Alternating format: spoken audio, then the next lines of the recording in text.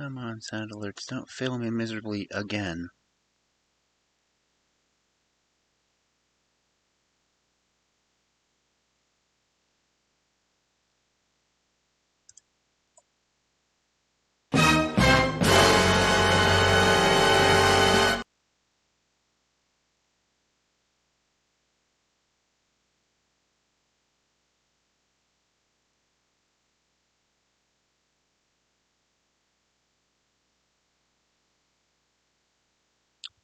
Yay, it played. Hey, guilty. Failure 20 sussy. Aha. Interesting.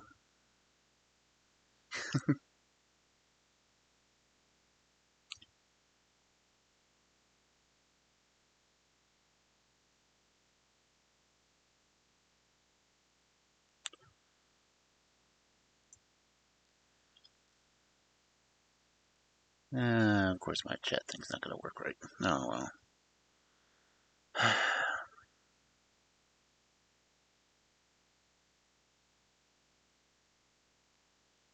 Why does it have to do that?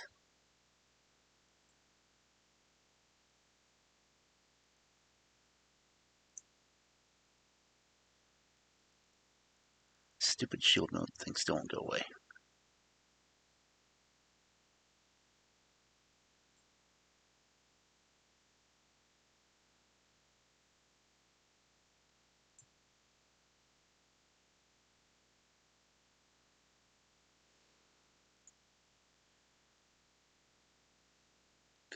Oh, come on.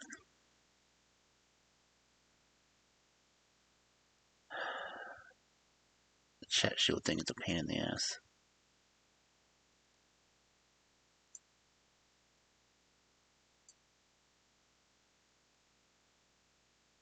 No, I don't want to pin any freaking tweets.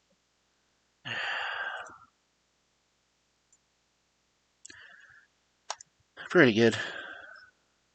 Just frustrated with some of the annoying technology that's been going on. So ever since the shield option came up, I can't seem to get it off the screen, and then I can't see the chats because it's there. Unless, of course, I'm looking at the actual room.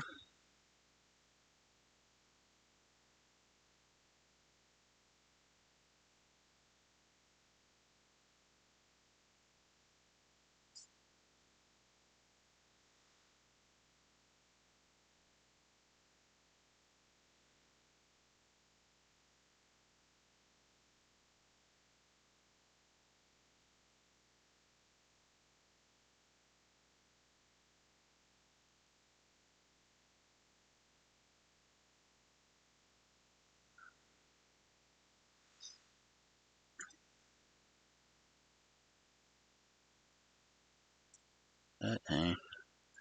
It's a stream. If there's not scuff, we have to think something's wrong.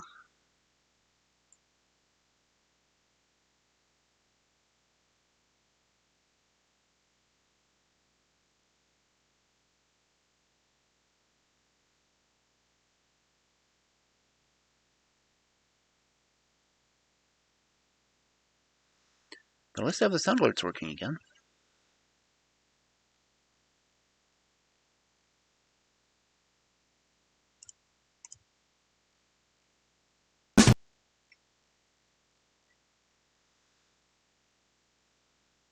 Hopefully.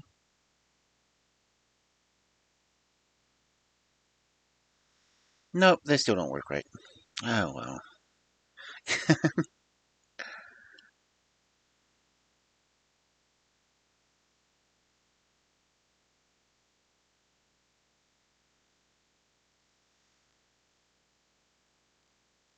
One of these days I'll figure out what I'm doing. But today is not that day. Just for the hell of it, I'm going to play this one because it's me.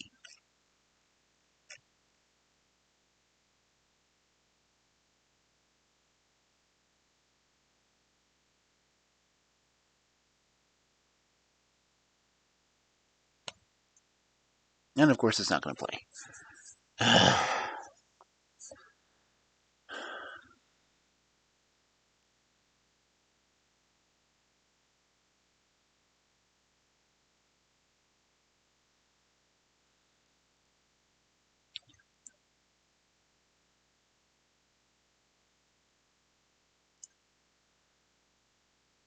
I don't know, you want to try some of the sound alerts just to see if you can get them to play on your side, because it's being its usual uncooperative with me.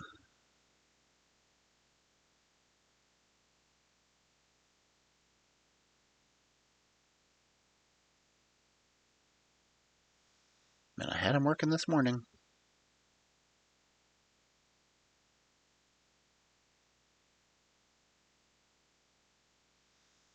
And by the time I had them working, the shield thing came up, so.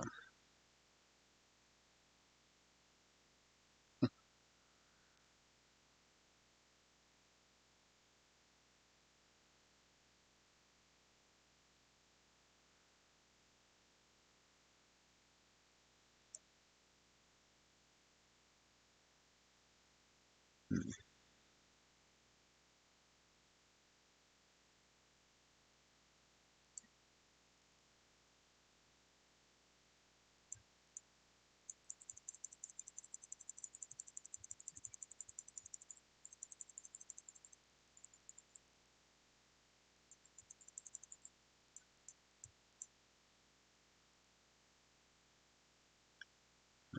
Do what I wanted it to do.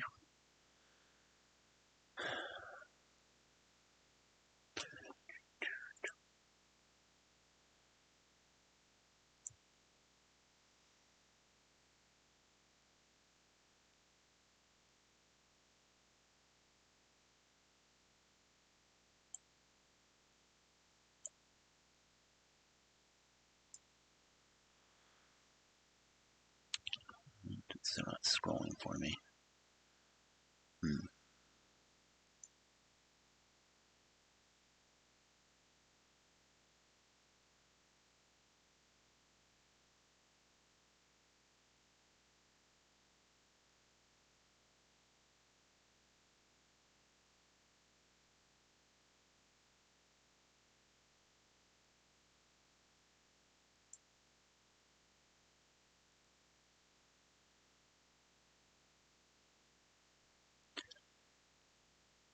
I'm still half a screen behind.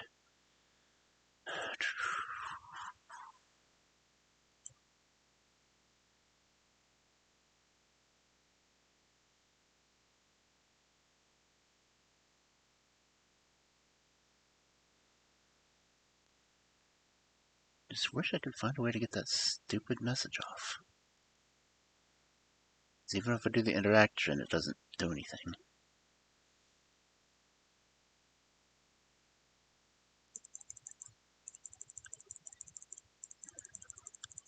You'd think since I had cleared off all the other sources, it would just disappear, but no, it has to stick around.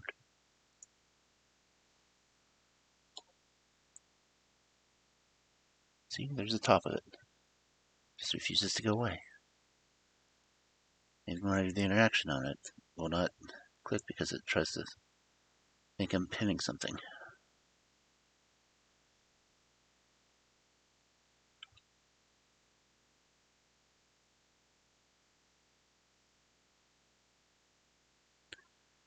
I don't know.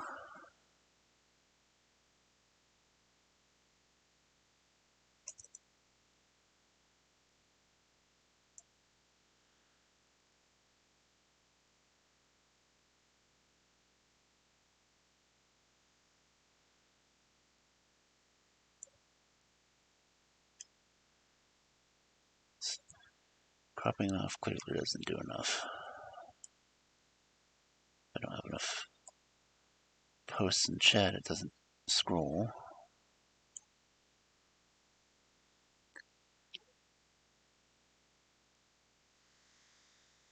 And we're already 10 minutes in, so I really should be over in the storytelling screen. See? Does the same thing over here. I'm gonna have to work on it some more tomorrow. But anyway, I've got stories to read.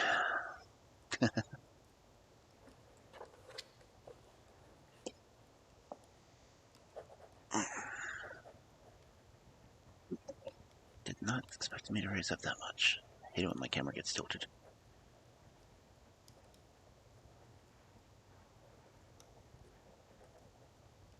Occasionally, I guess I should put a chair behind me or something, but I like having my library back there.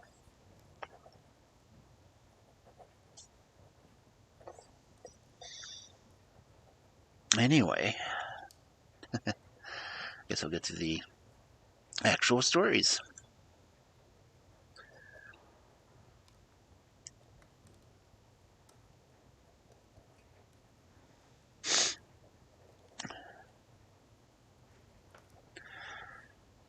So, the first story tonight, The Water Lily, The Gold Spinners. Don't know why I say titles, but it does.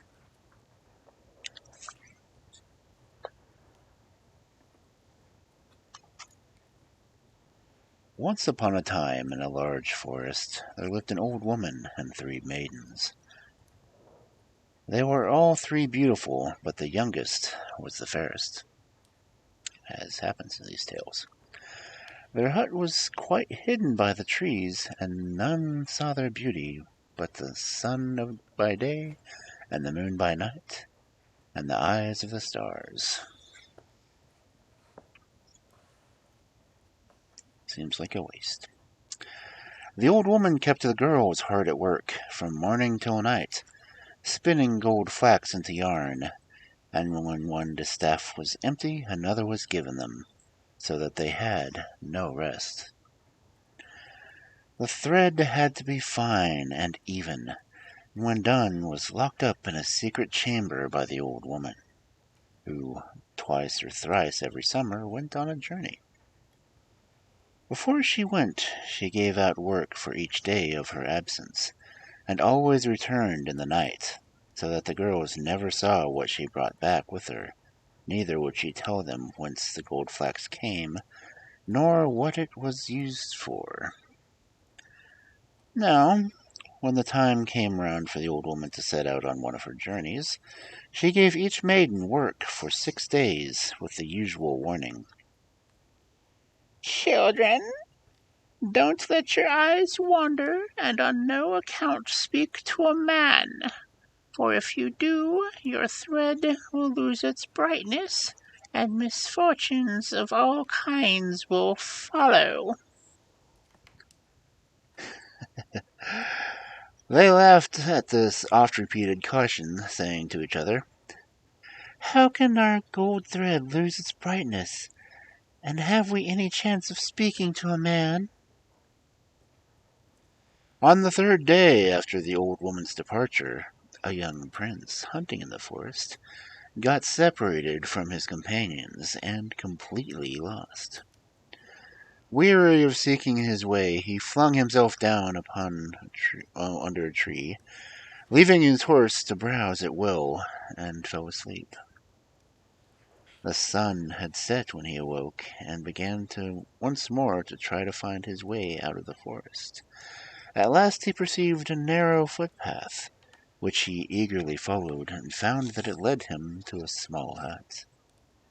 The maidens, who were sitting at the door of their hut for coolness, saw him approaching, and the 2 elder were much alarmed, for they remembered the old woman's warning. But the youngest said, "Never before have I seen anyone like him. Let me have one look." They entreated her to come in, but seeing that she would not, left her and the prince. Coming up, courteously greeted the maidens, and told her that he had lost his way in the forest, and was both hungry and weary. She set food before him, and was so delighted with his conversation that she forgot the old woman's caution, and lingered for hours. In the meantime, the prince's companions sought him far and wide, but to no purpose. So they sent 2 messengers to tell the sad news to the king, who immediately ordered a regiment of cavalry and 1 of infantry to go and look for him. After 3 days' search, they found the hut.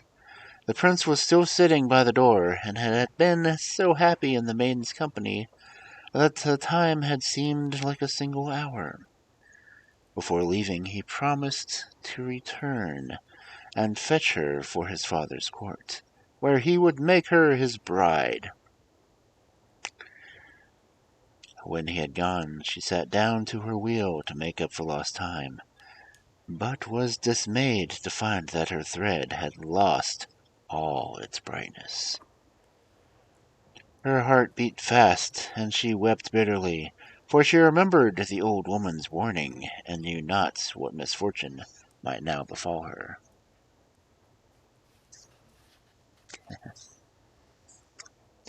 The old woman returned in the night, and knew by the tarnished thread what had happened in her absence. She was furiously angry, and told the maiden that she had brought down misery both upon herself and the prince. The maiden could not rest for thinking of this. At last she could bear it no longer, and resolved to seek help from the prince. As a child she had learnt to understand the speech of birds, and this was now of great use to her, for seeing a raven pluming itself on a pine tree, she cried softly to it, "Dear bird, cleverest of all birds, as well as swiftest on the wing, wilt thou help me?" "How can I help you, then?" asked the raven. She answered, "Fly away until thou comest to a splendid town where stands a king's palace. Seek out the king's son and tell him that great misfortune has befallen me." Then she told the raven how her thread had lost its brightness, how terribly angry the old woman was, and how she feared some great disaster. The raven promised faithfully to do her bidding, and spread its wings and flew away. The maiden now went home, and worked hard all day winding up the yarn her elder sisters had spun, for the old woman would let her spin no longer. Toward evening she heard the ravens cry, "Quack, quack!" from the pine tree, and eagerly hastened thither to hear the answer. By great good fortune, the raven had found a wind wizard's son in the palace garden, who understood the speech of birds, and to him he had entrusted the message. When the prince heard it, he was very sorrowful, and took counsel with his friends how to free the maiden. Then he said to the wind wizard's son, "Beg the raven to fly quickly back to the maiden, and tell her to be ready on the 9th night, or then I will come and fetch her away." The wind wizard's son did this, and the raven flew so swiftly that it reached the hut that same evening. The maiden thanked the bird heartily and went home, telling no one what she had heard. As the 9th night drew near, she became very unhappy, for she feared lest some terrible mischance should arise and ruin all. On this night she crept quietly out of the house, and waited, trembling, at some distance from the hut. Presently she heard the muffled tramp of horses, and soon the armed troop appeared, led by the prince, who had prudently marked all the trees beforehand in order to know the way. Hey, Pixel Doctor.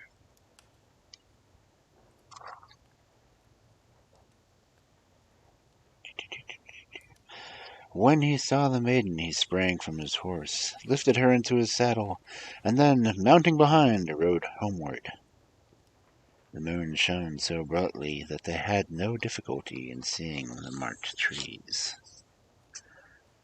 By and by the coming of dawn loosened the tongues of all the birds, and, had the prince only known what they were saying, or the maiden been listening, they might have been spared much sorrow. But they were thinking only of each other, and when they came out of the forest, the sun was high in the heavens. Next morning, when the youngest girl did not come to her work, the old woman asked where she was.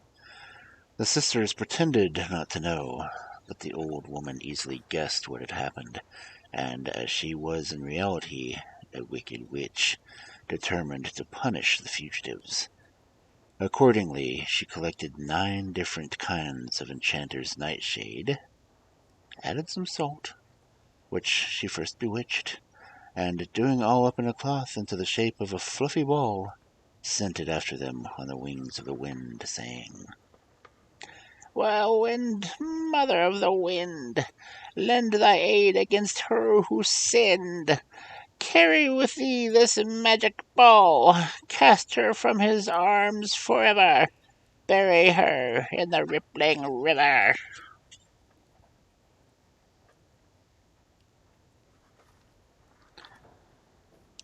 At midday the prince and his men came to a deep river spanned by so narrow a bridge that only one rider could cross at a time.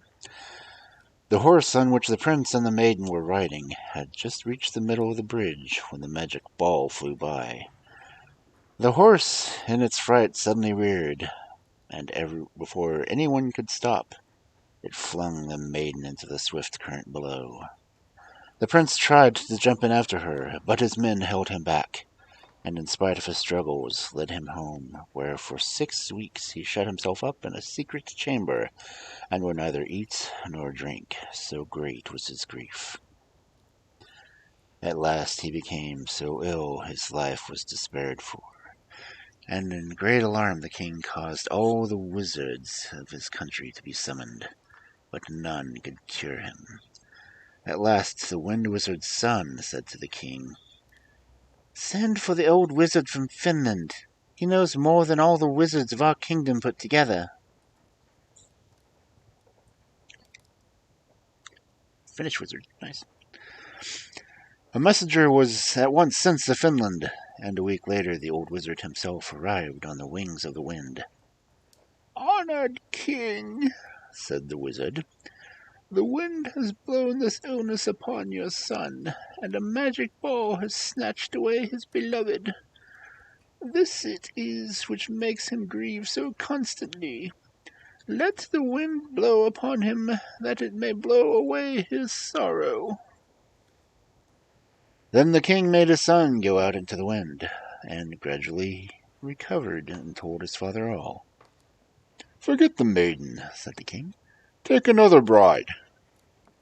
But the prince said he could never love another. Yeah, right. A year afterward he came suddenly upon the bridge where his beloved met her death.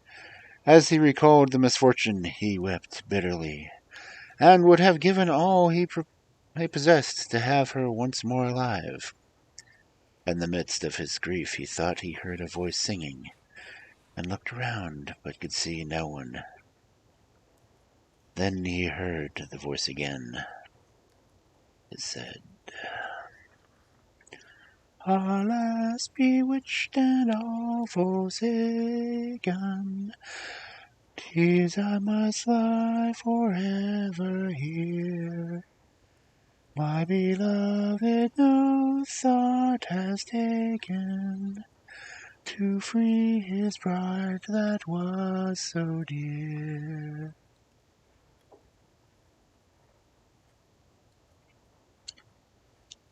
He was greatly astonished, sprang from his horse, and looked everywhere to see if no one were hidden under the bridge. But no one was there. Then he noticed a yellow water lily floating on the surface of the water, half hidden by its broad leaves. But flowers do not sing, and in great surprise he waited, hoping to hear more. But then again the voice sang, Alas, bewitched and all forsaken, 'tis I must lie forever here. My beloved no thought has taken to free his bride that was so dear.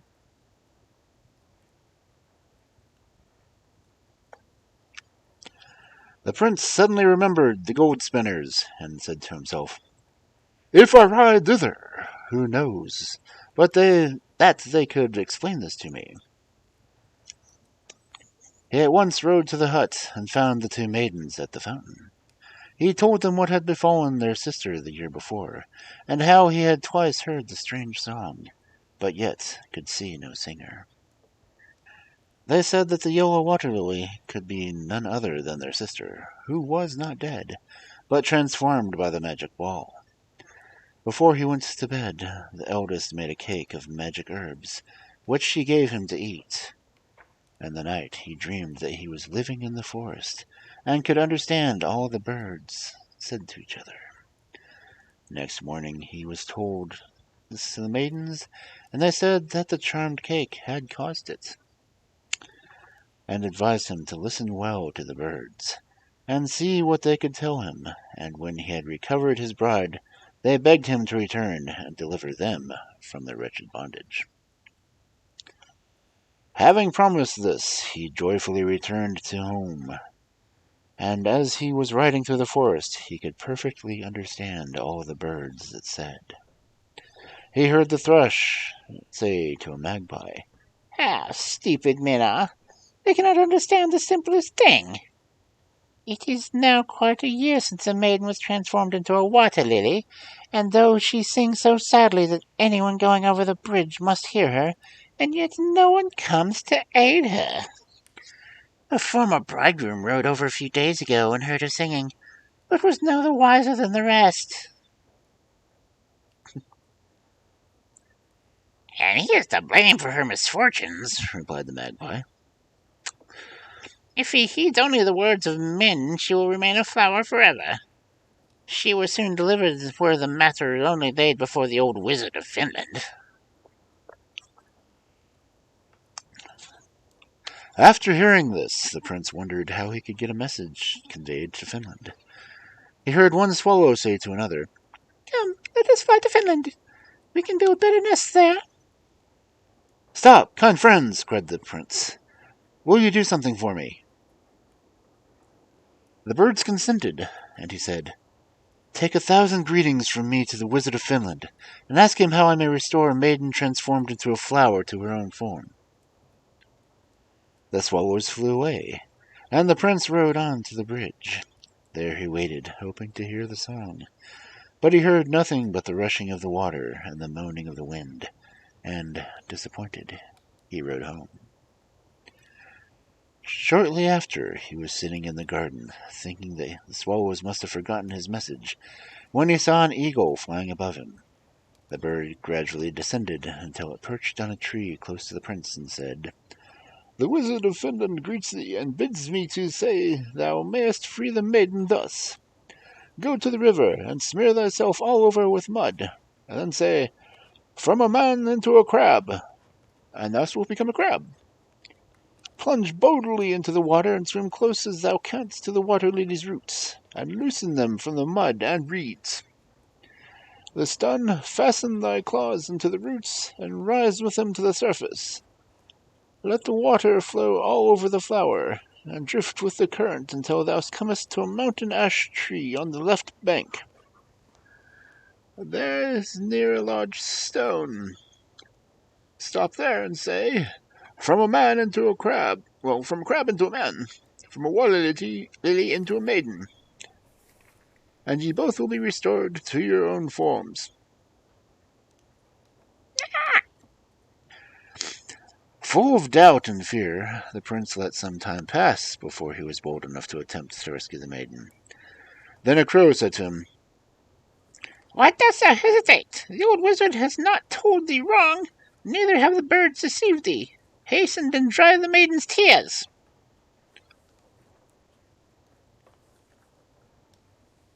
"Nothing worse than death can befall me," thought the prince, "and death is better than endless sorrow."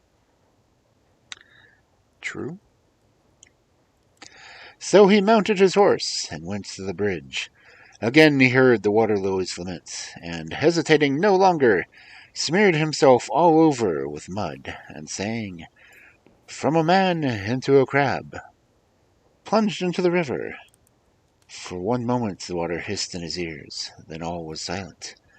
He swam up to the plant and began to loosen its roots, but so firmly were they fixed in the mud and reeds that this took him a long time. Then he grasped them and rose to the surface, letting the water flow over the flower. The current carried them down the stream, but nowhere could he see the mountain ash. At last he saw it, and close by the large stone, where he stopped and said, From a crab into a man, from a water lily into a maiden. And to his delight, he found himself once more a prince, and the maiden was by his side. She was 10 times more beautiful than before, and wore a magnificent pale yellow robe, sparkling with jewels. She thanked him for having freed her from the cruel witch's power, and willingly consented to marry him, as one does. But when they came to the bridge where he had left his horse, it was nowhere to be seen. For though the prince thought he had been a crab only a few hours, he had, in reality, been under water for more than 10 days. While they were wondering how could they reach his father's court, they saw a splendid coach driven by 6 gaily caparisoned horses coming along the bank. And this they drove to the palace.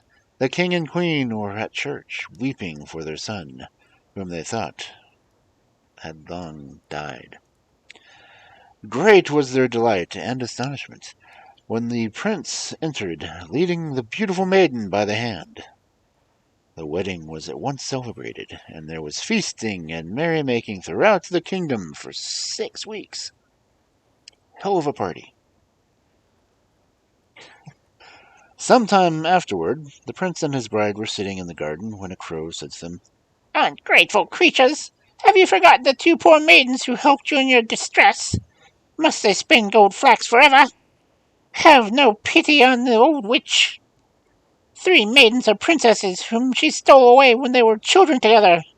With all the silver utensils which they turned into gold flax, poison were her fittest punishment.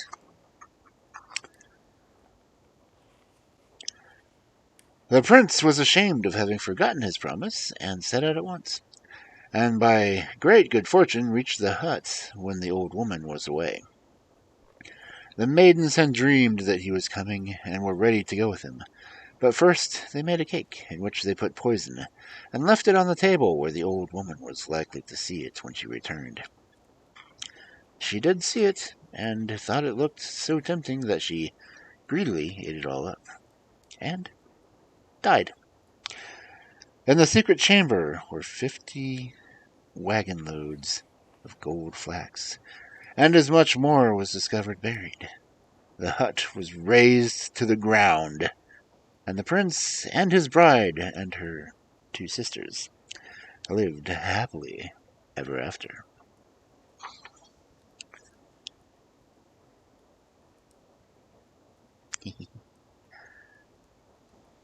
Ouch. Oh, there's a Butterfree in chat? Cool. No. Ouch.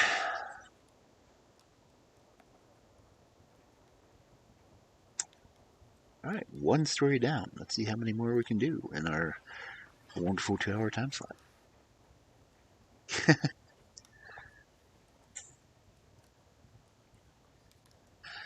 And hopefully, oh crap, the last one has a song too. It's really difficult to sing like this sometimes. Why must princesses always sing?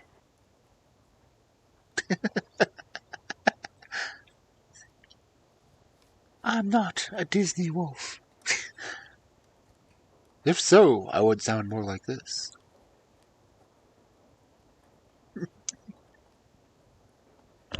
Anyway.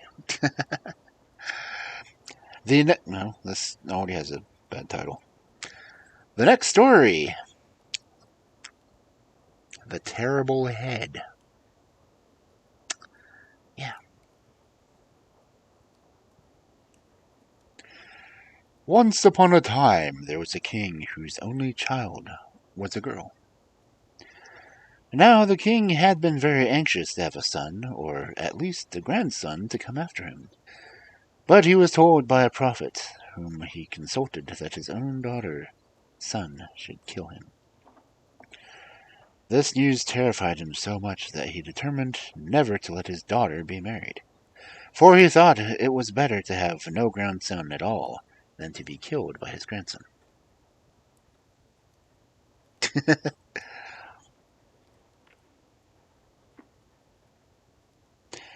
He therefore called his workmen together, and bade them dig a deep, round hole in the earth. And then he had a prison of brass built in the hole. And then, when it was finished, he locked up his daughter. No man ever saw her, and she never saw even the fields and the sea, but only the sky and the sun, for there was a wide open window in the roof of this house of brass. So the princess would sit looking up at the sky and watching the clouds float across, and wondering whether she would ever get out of her prison. Now one day it seemed to her that the sky opened above her, and a great shower of shining gold fell through the window on the roof, and lay glittering in her room. And not very long after, the princess had a baby. A little boy. But when the king, her father, heard of it, he was very angry and afraid. Now the child was born, and should be his death. Yet, cowardly as he was, he had not quite the heart to kill the princess and her baby outright. But he had them put in a huge brass-bound chest and thrust out to sea. This is sounding very familiar.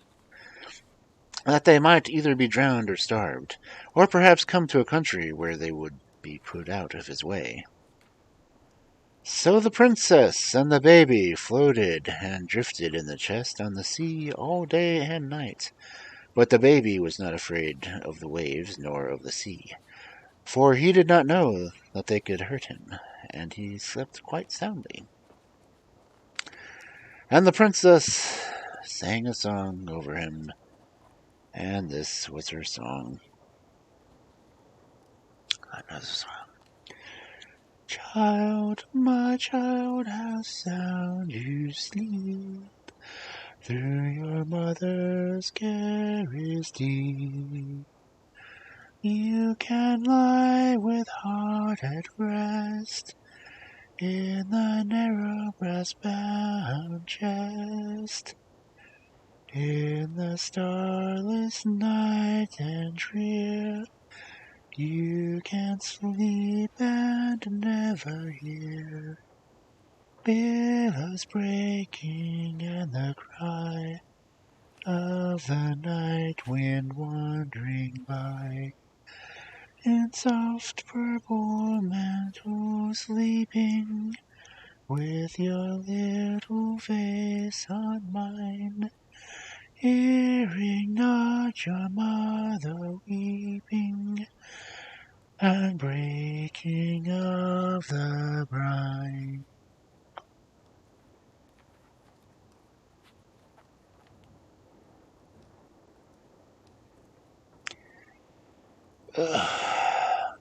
Me and my falsetto singing is going to just drive me crazy.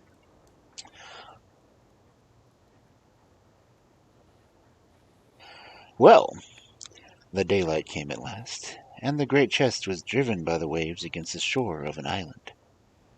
There the brass-bound chest lay, with the princess and her baby in it, till a man of that country came past and saw it. He dragged it onto the beach, and when he had broken it open, behold, there was a beautiful lady and a little boy.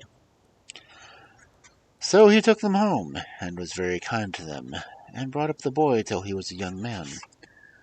Now, when the boy had come to his full strength, the king of that country fell in love with his mother, and wanted to marry her. But he knew that she would never part from her boy. So he thought of a plan to get rid of the boy, and this was his plan. A great queen of another country not far off was going to be married, and this king said that all the subjects must bring him wedding presents to give her. And he made a feast to which he invited them all, and they all brought their presents. Some brought gold cups, others brought necklaces of gold and amber, and some brought beautiful horses. But the boy had nothing, though he was the son of a princess, for his mother had nothing to give him.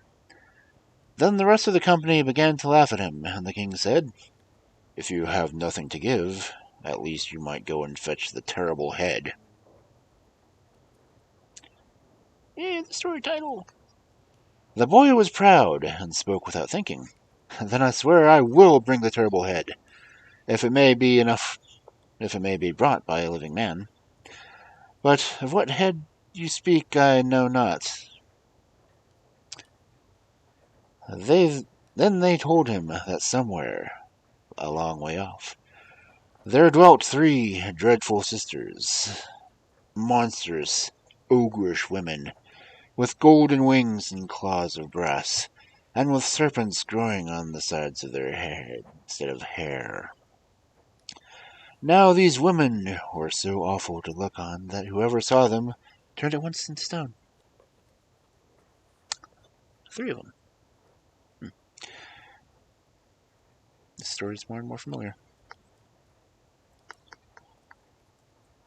And 2 of them could not be put to death, but the youngest, whose face was very beautiful, could be killed, and it was her head that the boy had promised to bring. You may imagine it was no easy adventure. When he heard all this, he was perhaps sorry that he had sworn to bring the terrible head, but he was determined to keep his oath. So he went out from the feast, where they all sat drinking and making merry, and he walked alone beside the sea on the dusk of the evening, at the place where the great chest, with himself and his mother in it, had been cast ashore. There he went and sat down on a rock, looking toward the sea and wondering how he should begin to fulfill his vow.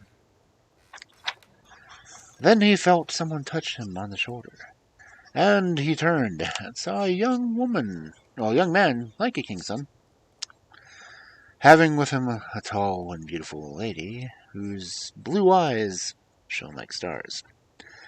They were taller than mortal men, and the young one had a staff in his hand with golden wings on it, and 2 serpents twisted around it, and he had wings on his cap and on his shoes.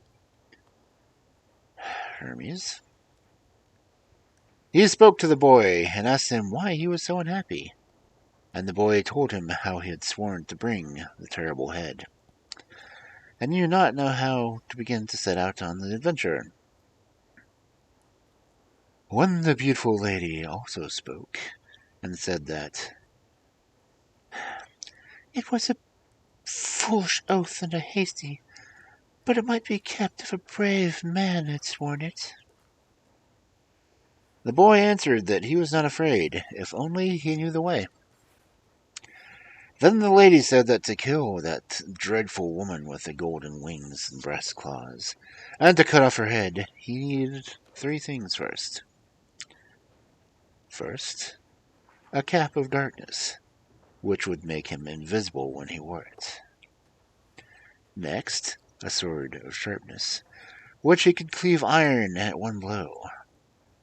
And last, the shoes of swiftness, with which he might fly in the air. The boy answered that he knew not where to get such things, and where they could be procured, and that, wanting them, he could only try and fail. Then the young man, taking off his shoes, said, First, you shall use these shoes till you have taken the terrible head, and then you must give them back to me.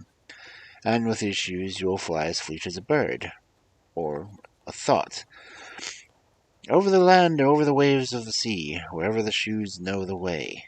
But there are ways which they do not know, roads beyond the borders of the world, and these roads you have to travel. Now, first you must go to the 3 Grey Sisters, who live far off to the north, and are so very cold that they only have 1 eye and 1 tooth among the 3. You must creep up close to them, and as one of them passes the eye to another, you must seize it, and refuse to give it up until they have all told you what the 3 fairies of the garden. And they will give you a cap of darkness and the sword of sharpness, and show you how to wing beyond this world to the land of the terrible head.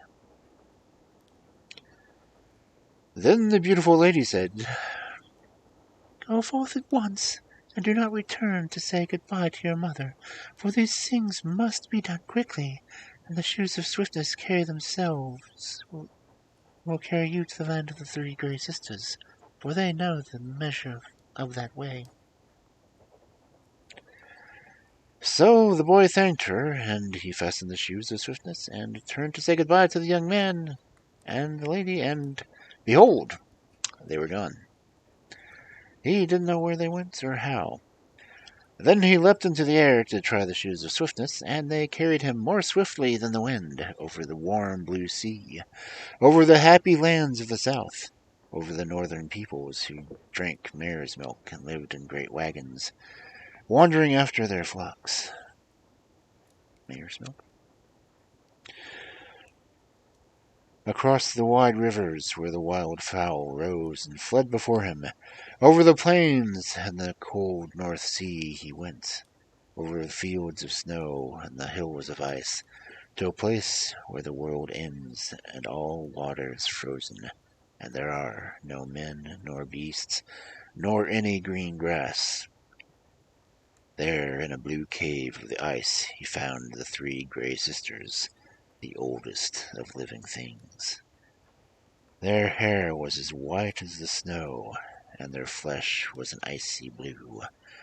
And they mumbled and nodded in a kind of dream, and their frozen breath hung around them like clouds. Now the opening of the cave in the ice was narrow, and it was not easy to pass without touching one of the grey sisters. But, floating on shoes of swiftness, the boy just managed to steal in, and waited till one of the sisters said to another, "Sister, what do you see? Do you see the old times coming back?" "No, sister. Give me the eye, for perhaps I can see farther than you." Then the first sister passed the eye to the second, but as the second groped for it, the boy caught it cleverly out of her hand. "Where is the eye, sister?" "You have taken it yourself, sister," said the first woman. "You have lost the eye, sister. Have you lost the eye?" Said the third grey woman. "We shall never find it again, and see old times coming back." Then the boy slipped from behind them, out of the cold cave and into the air, and laughed out loud. When the grey woman heard the laugh, they began to weep, for now they knew that a stranger had robbed them, and that they could not help themselves, and their tears froze as they fell from the hollows where no eyes were, and rattled on the icy ground of the cave. Then they began to implore the boy to give them their eye back, and he could not help being sorry for them. They were so pitiful. But he said he would never give them the eye till they told him the way to the fairies of the garden. Then they wrung their hands miserably, for they guessed why he had come, and how he was going to try to win the terrible head. They saw it coming. Now the dreadful women were akin to the three grey sisters, and it was hard for them to tell the boy the way. But at last they told him to keep always south, and with the land on his left and the sea on his right, till he reached the island of the fairies of the garden. Sounds about right.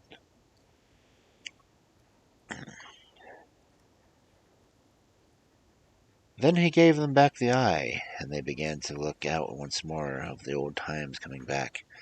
But the boy flew south between the sea and land, keeping the land always on his left until he saw a beautiful island crowned with flowering trees. They were alighted, and there he found the three fairies of the garden. They were all three beautiful young women, dressed one in green, one in white, and one in red. And they were dancing and singing around an apple tree with apples of gold. And this was their song. The Song of the Western Fairies. Round and round the apples of gold, round and round dance we. Thus do we dance from days of old about the enchanted tree. Round and round we go, while the spring is green. Or shall the stream still flow, or the wind shall stir the sea? There's none may taste the golden fruits till the golden dew time come. Many a tree shall spring a shoot, but many a blossom a withered root. Many a song be dumb, broken and still shall be many a lute, wherever the new time comes. Round and round the tree of gold, round and round we dance. So doth the great world spin from old, summer and winter from fire to cold. Song that is sung until it is told, even as we dance and that's unfold round the stem of the fairy tree. God, that was hard.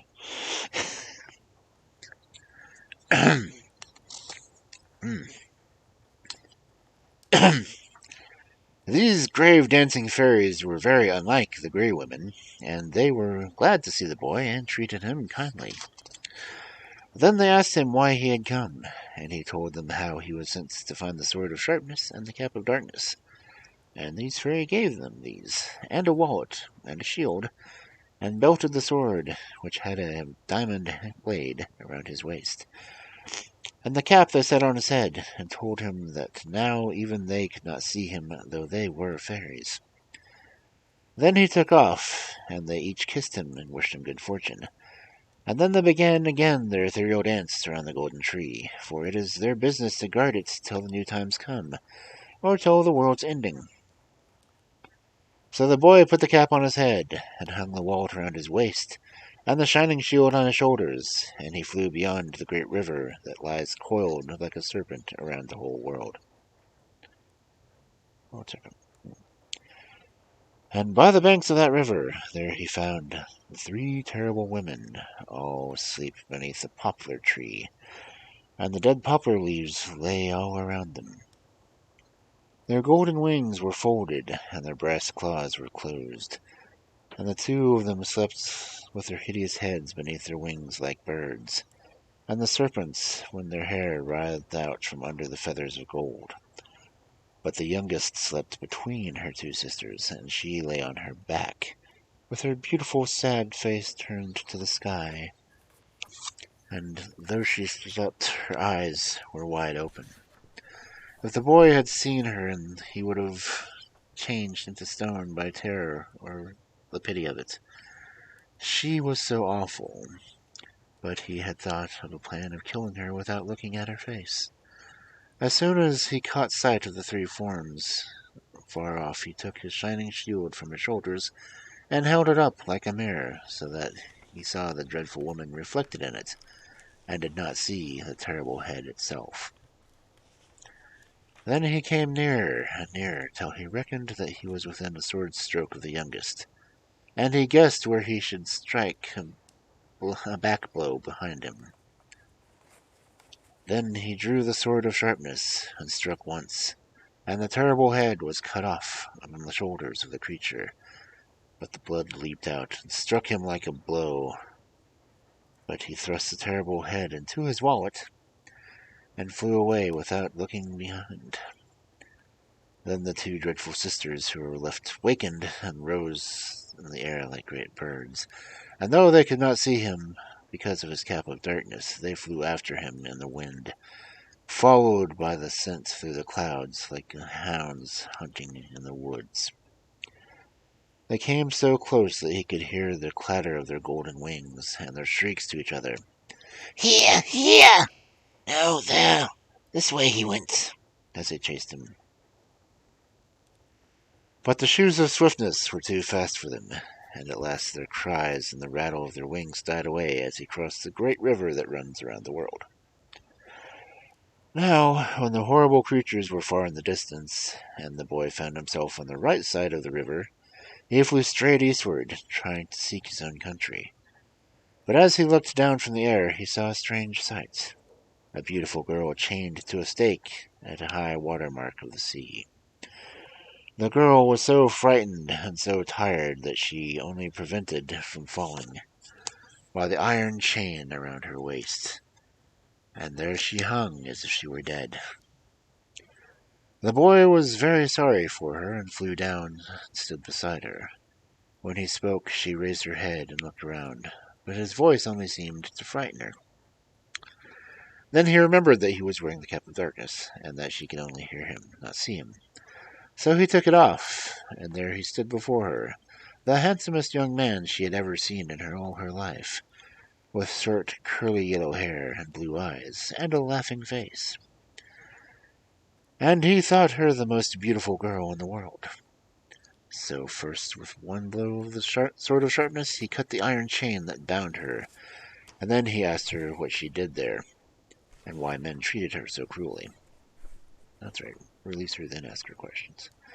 And she told him that she was the daughter of the king of that country, and that she was tied there to be eaten by a monstrous beast out of the sea, for the beast came and devoured a girl every day. Fun diet. Now the lot had fallen on her, and as she was just saying this, a long, fierce head of a cruel sea creature rose out of the waves and snapped at the girl. But the beast had been too greedy and too hurried, so he missed his aim the first time. Before he could rise and bite again, the boy had whipped the terrible head out of his wallet and held it up. And when the sea beast leaped out once more, his eyes fell on the head, and instantly it was turned into stone. And the stone beast is there on the sea coast to this day. Then the boy and the girl went to the palace of the king, her father, where everyone was weeping for her death, and they could hardly believe their eyes when they saw her come back as well. And the king and queen made much of the boy, and could not contain themselves for delight when they found he wanted to marry their daughter. Of course he did. So the two were married with the most splendid rejoicings, and when they passed some time at court, they went home in a ship to the boy's own country, for he could not carry his bride through the air. So he took the shoes of swiftness and the cap of darkness and the sword of sharpness up to a lonely place in the hills, where he left them. And there they were found by the man and woman who had met him at home beside the sea, and had helped him on the start of his journey. When this had been done by the boy and his bride set forth home, and landed in the harbor of his native land. But whom should he meet at the very street of the town but his own mother, flying for her life from the wicked king, who now wished to kill her because he found that she would never marry him. For if she had liked the king ill before, she liked him far worse now that he had caused her son to disappear so suddenly. Go figure.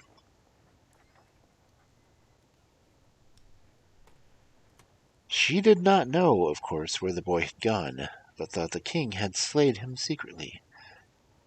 So now she was running for her very life, and the wicked king was following her with sword in his hand. Then behold, she ran into her son's very arms, and he had only time to kiss her and step in front of her when the king struck at him with his sword. The boy caught the blow with a shield, and cried to the king, "I swore to bring you the terrible head, and see how I keep my oath." Then he drew forth the head from his wallet, and when the king's eyes fell upon it, instantly he was turned into stone, just as he stood there with his sword lifted.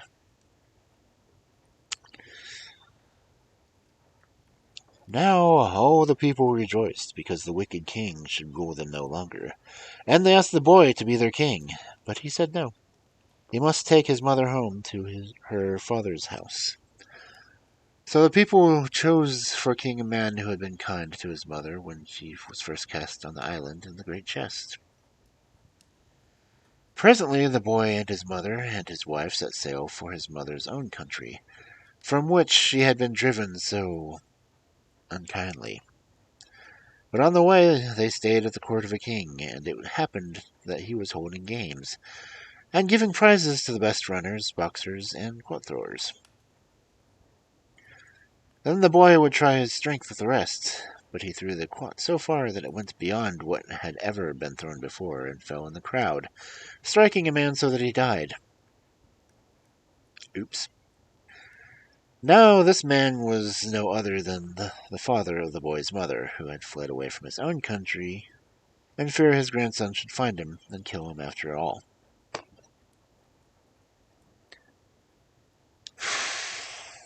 Kings. Thus he was destroyed by his own cowardice and by chance, and as thus the prophecy was fulfilled. But the boy and his wife and his mother went back to the kingdom that was theirs, and lived long and happily after all their troubles.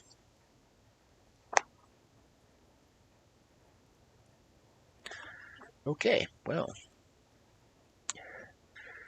I guess that story was pretty freaking recognizable. Clash of the Titans, anyway?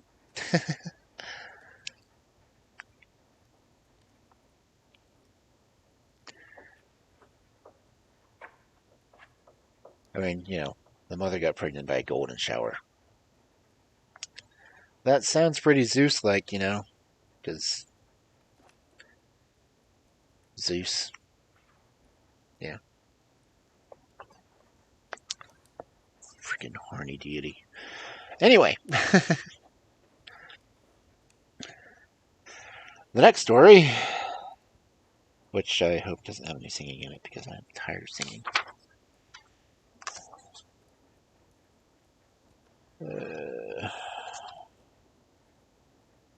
Oh my goodness, this is very long. Okay.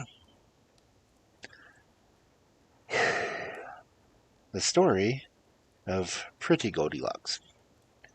Not to be confused with the one with bears, apparently. Anyway. Once upon a time, there was a story. Once upon a time, there was a princess who was the prettiest creature in all the world. Biased? And because she was so beautiful, and because her hair was like the finest gold, and waved and rippled nearly to the ground, she was called Pretty Goldilocks. She always wore a crown of flowers, and her dresses were embroidered with diamonds and pearls, and everybody who saw her fell in love with her. Standards. Now, one of her neighbors was a young king who was not married. He was very rich and handsome, and when he heard all that was said about Pretty Goldilocks, though he had never seen her, he fell deeply in love with her, that he could neither eat nor drink. He is a dumbass. So he resolved to send an ambassador to ask her in marriage. He had a splendid carriage made for his ambassador, and gave him more than 100 horses, and 100 servants, and told him to be sure to bring the princess back with him. After he had started, nothing else was talked of at the court, and the king felt so sure that the princess would consent that he set his people to work at pretty dresses and splendid furniture that they might be ready by the time she came. Meanwhile, the ambassador arrived at the princess's palace and delivered the little message. But whether she happened to be cross that day, or whether the compliment did not please her, is not known. She only answered that she was very much obliged to the king, but she had no wish to be married. Atta girl. The ambassador set off sadly on his homeward way, bringing all the king's presents back with him. For the princess was too well brought up to accept the pearls and diamonds when she would not accept the king. So she had not only kept the 25 English pence, that he might not be vexed. When the ambassador reached the city where the king was waiting impatiently, everybody was very much annoyed with him for not bringing the princess, and the king cried like a baby, and nobody could console him.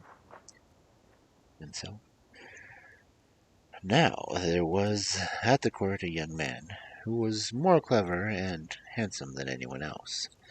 He was called Charming. and everyone loved him, except a few envious people who were angry at his being the king's favorite and knowing all the state secrets. He happened to one day be with some people who were speaking of the ambassador's return, and saying that his going to the princess had not done much good, when Charming said rashly, "If the king had sent me to the Princess Goldilocks, I'm sure she would have come back with me."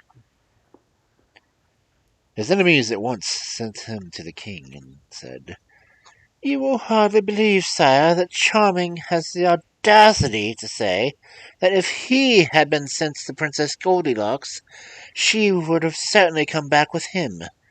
He seems to think that he is so much more handsome than you that the princess would have fallen in love with him and followed him willingly." The king was very angry when he heard this. "Ha ha," said he. "Does he laugh at my unhappiness and think himself more fascinating than I am? Go, and let him be shut up in the great tower to die of hunger." Ha. So the king's guards went to fetch Charming, who had thought no more of his rash speech, and carried him off to prison with great cruelty. Lock up the handsome prince. Yay!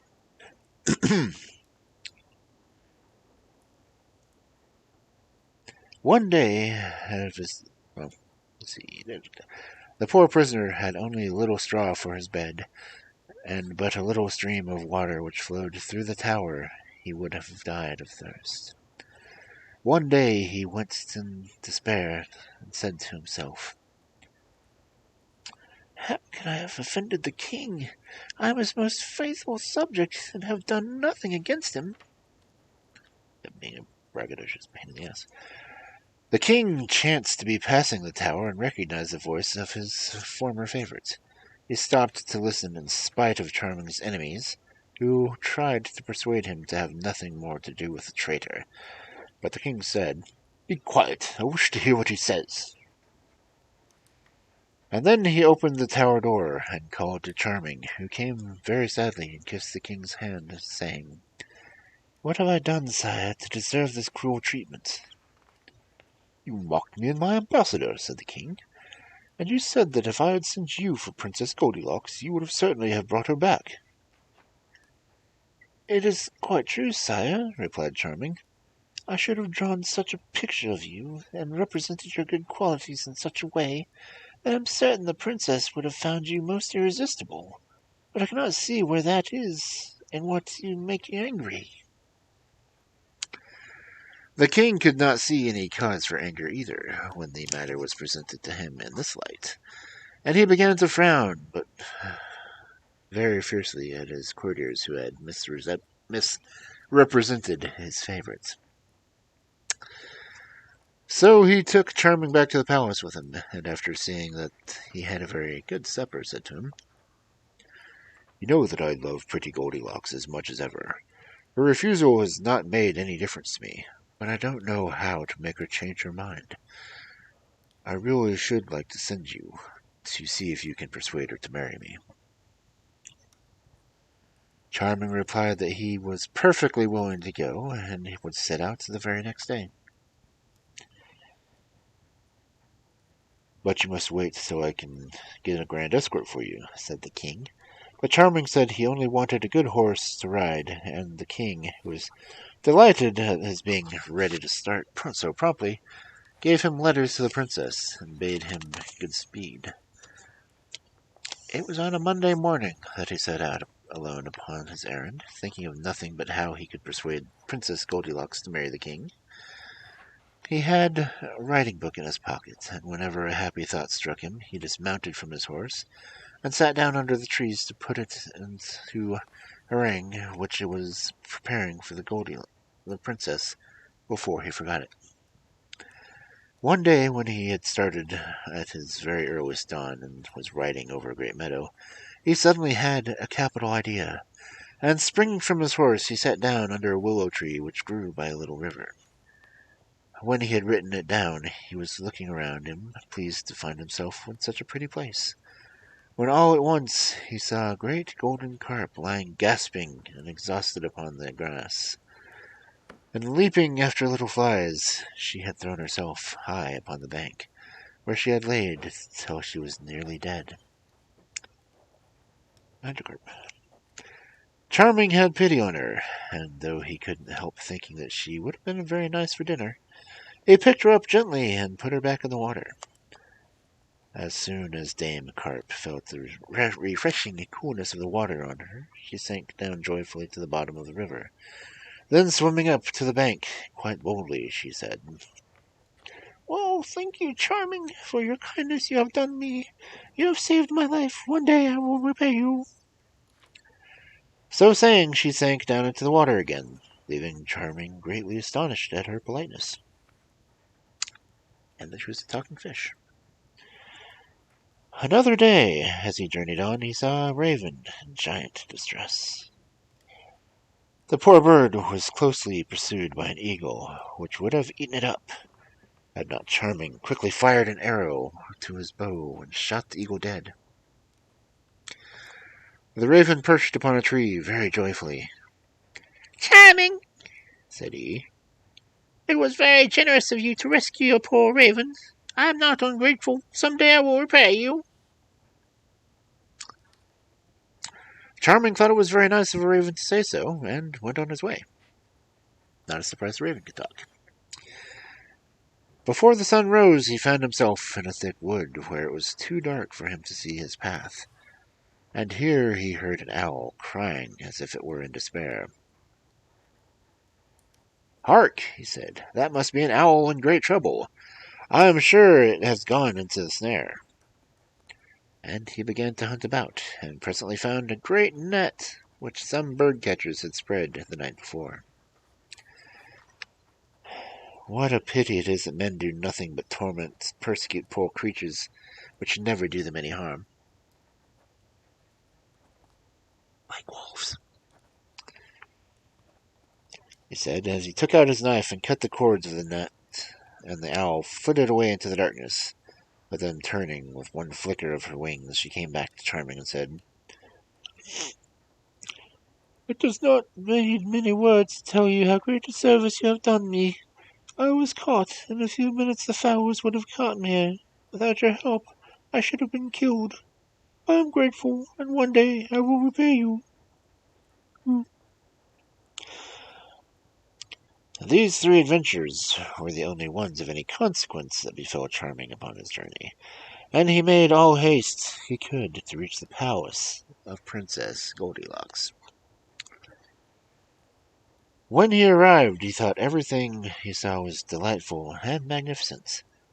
Diamonds were as plentiful as pebbles, and the gold and silver, the beautiful dresses, the sweet meats, and pretty things that were everywhere quite amazed him. He thought to himself, "If the princess consents to leave all of this and come with me to marry the king, he may think himself lucky." Then he dressed himself carefully in rich brocade, with scarlet and white plumes, and threw a splendid embroidered scarf over his shoulder, and, looking as gay and as graceful as possible, he presented himself at the door of the palace, carrying in his arm a tiny pretty dog which he had bought on his way. The guard saluted him respectfully, and a messenger was sent to the princess to announce the arrival of Charming as ambassador of her neighbor, the king. "Charming," said the princess. "The name promises well. I have no doubt that he is good-looking and fascinates everybody." "Indeed he does, ma'am," said all of her maids of honor in one breath. "We saw him from the window of the garret where we were spinning flax, and we could do nothing but look at him as long as he was in sight." "To be sure," said the princess. "That's how you amuse yourselves, is it? Looking at strangers out the window? Be quick and give me my blue satin embroidered dress, and comb out my golden hair. Let somebody make fresh garlands of flowers, and give me my high-heeled shoes and my fan, and tell them to sweep the great hall and my throne, for I want everyone to see I am really pretty Goldilocks."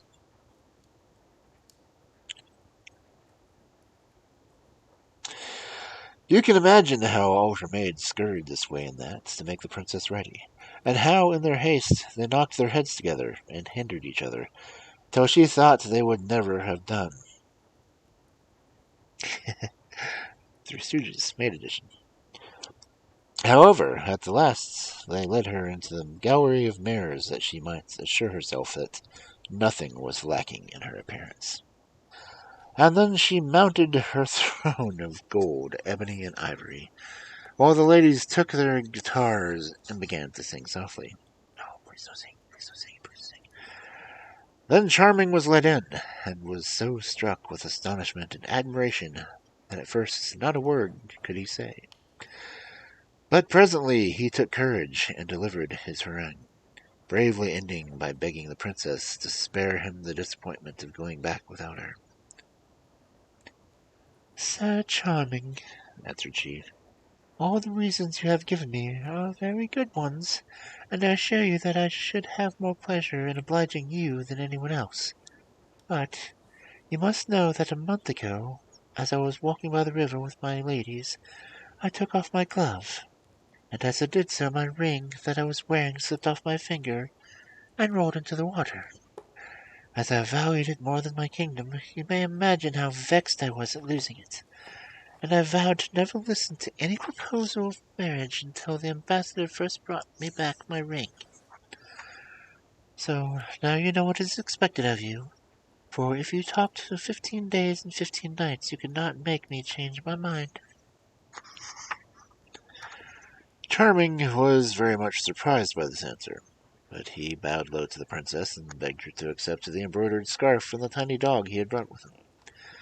But she answered that she did not want any presents, and that he was to remember what she had just told him. When he got back to his lodging and went to bed without eating any supper, and his little dog, who was called Frisk, couldn't eat any either, but came and lay down close to him. All night Charming sighed and lamented. "How am I to find a ring that fell into the river a month ago?" he said. "It is useless to try, but the princess must have told me to do it on purpose, knowing it was impossible." And then he sighed again. Frisk heard him and said, "Dear master, don't despair. Luck might change. You are too good not to be happy. Let's go down to the river as soon as it is light." But Charming only gave him 2 little pats and said nothing, and very soon he fell asleep. At the first glimmer of dawn, Frisk began to jump about, and when he had walked Charming out together, they went to the garden, and then down by the river's brink, where they wandered up and down. Charming was thinking sadly of having to go back unsuccessful when he heard someone calling, "Charming! Charming!" He looked around and found him, and he must be dreaming. He could not see anyone, and then he walked, and the voice called again, "Charming! Charming!" "Who calls me?" he said.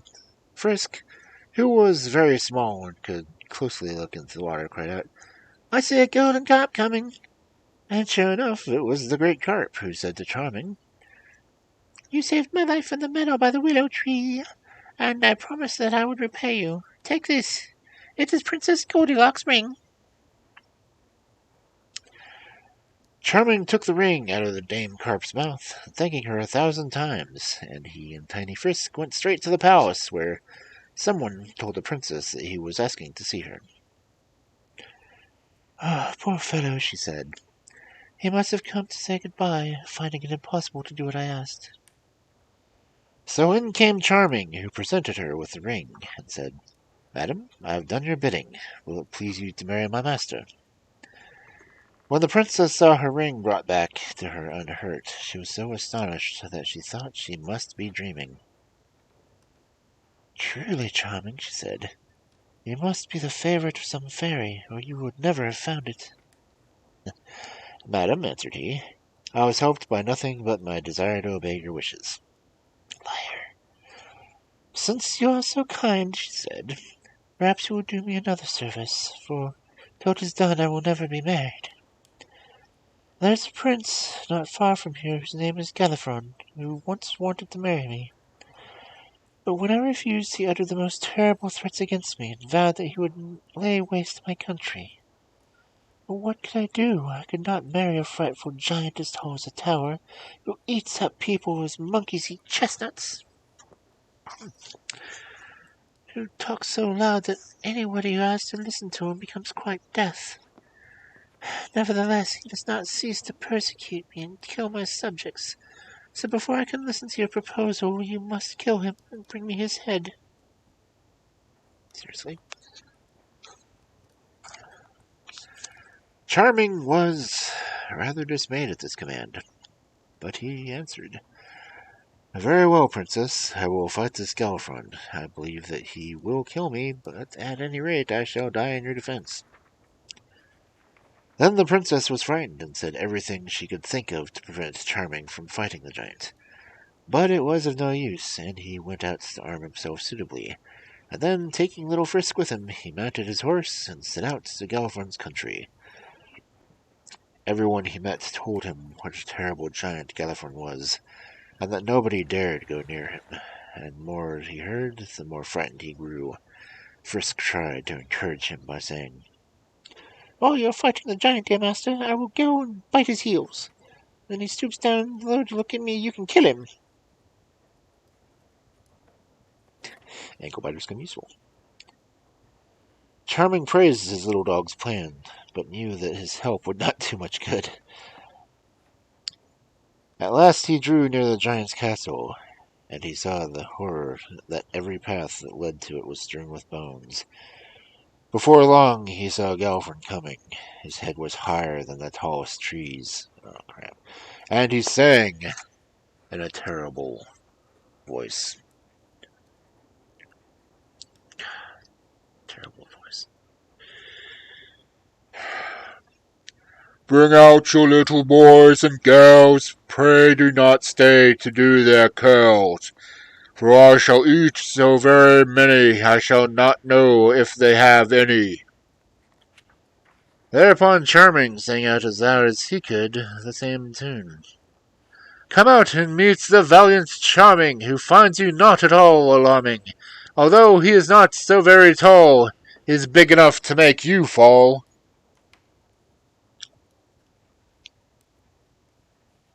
Epic rap battles of fairy tales.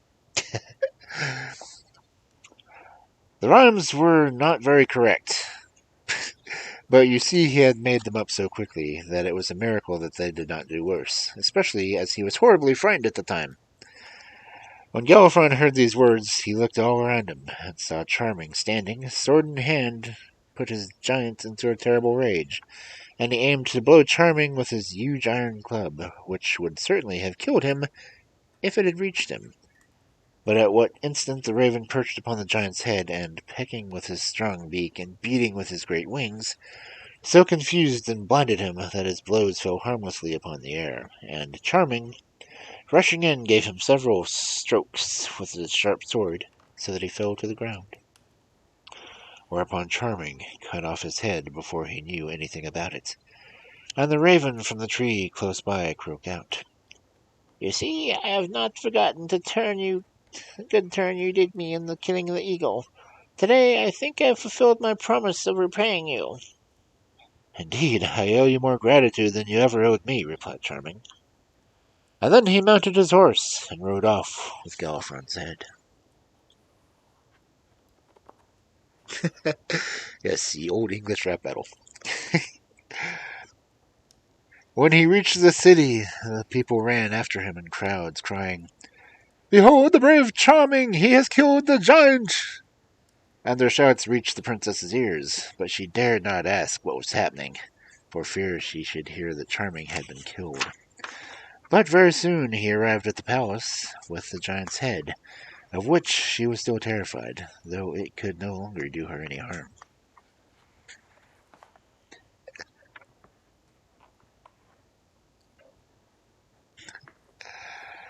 "Princess," said Charming, "I have killed your enemy. I hope you will now consent to marry the king, my master." "Oh dear, no," said the princess. "Not until you have brought me some water from the gloomy cavern." Demanding princess. Not far from here there's a deep cave, the entrance to which is guarded by 2 dragons with fiery eyes, who will not allow anyone to pass them. When you get into the cavern, you must find an immense hole, which you must go down, and it is full of toads and snakes. At the bottom of this hole, there's another little cave in which rises the fountain of health and beauty. It is some of this water that I really must have. Everything it touches becomes wonderful. The beautiful things will always remain beautiful, and the ugly things will become lovely. If one is young and never grows old, and if one is old and becomes young, you see, Charming, I can never leave my kingdom without taking some of it with me. Princess, he said, you at least can never need this water, but I am unhappy ambassador whose death you desire. Where you send me I will go, though I know I shall never return. And as the Princess Goldilocks showed no sign of relenting, he started with his little dog to the gloomy cavern. Everyone he met on his way said, "Oh, what a pity that a handsome young man should throw away his life so carelessly. He is going to the cavern alone, though if he had 100 men with him he would not succeed. Why does the princess ask such impossibilities? Why am I sounding like riffraff? I don't know." Charming said nothing, but he was very sad.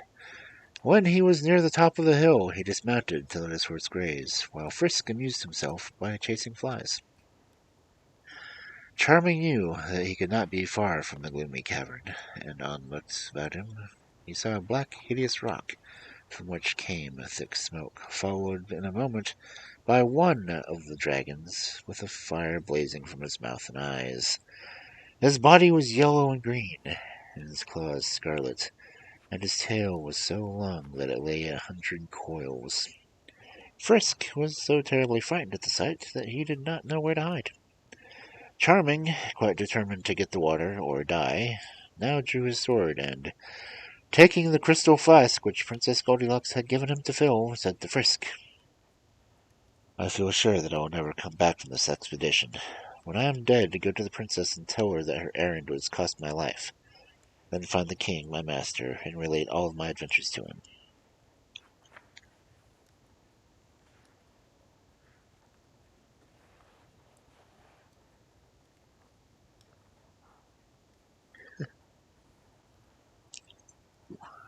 People in here. Listening these people talking about. Ooh.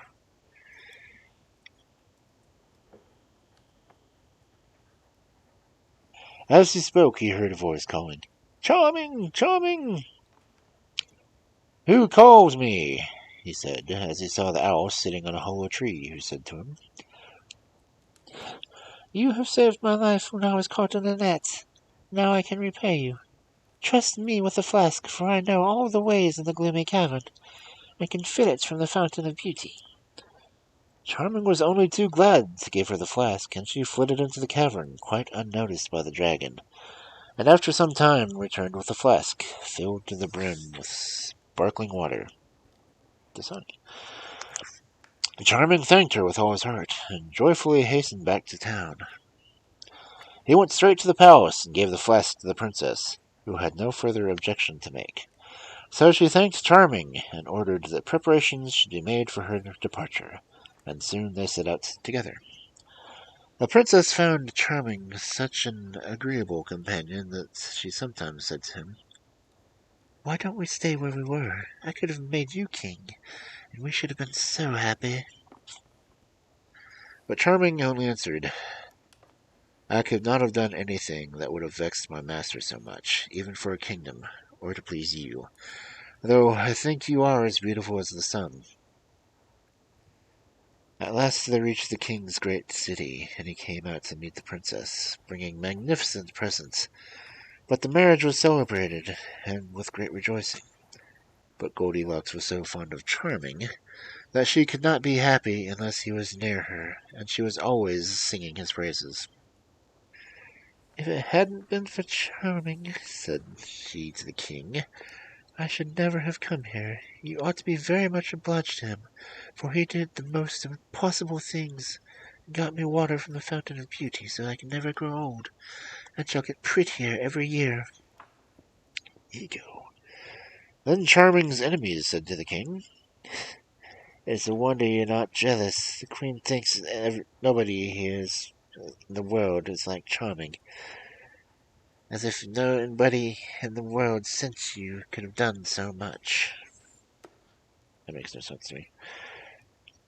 It is true, and now I come to think of it, said the king. Let him be chained hand and foot and thrown into the tower. Again. So they took Charming, and as a reward for having served his king so faithfully, he was shut up in the tower, where he only saw the jailer, who brought him a piece of black bread and a pitcher of water every day. However, little Frisk came to console him and told him all the news.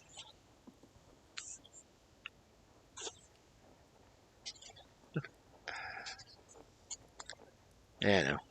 Charming is getting the raw deal here. When pretty Goldilocks heard what had happened, she threw herself at the king's feet and begged him to let Charming free. But the more she cried, the more angry he was. And at last she saw that it was useless to say any more, but it made her very sad. Then the king took it into his head that perhaps he was not handsome enough to please Princess Goldilocks, and he thought he would bathe his face in the waters of the Fountain of Beauty, which was in the flask on the shelf in the princess's room, where she had placed it that night. She had seen it so often.